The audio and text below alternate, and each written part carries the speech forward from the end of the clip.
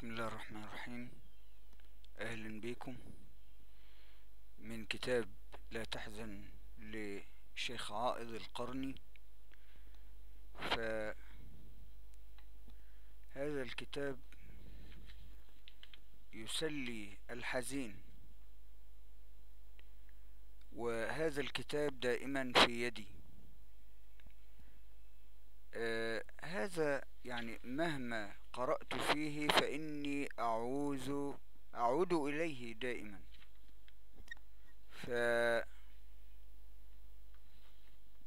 بين الصفحات الرائعة بعنوان الإحسان إلى الغير انشراح للسطر: الجميل كاسمه والمعروف كرسمه والخير كطعمه.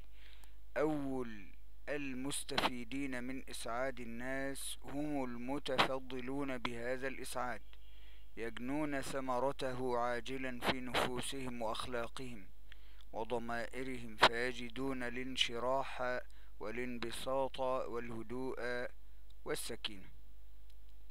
فإذا طاف بك طائف من هم أو ألم بك غم فامنح غيرك معروفا وأسد له جميلا، تجد الفرج والراحة.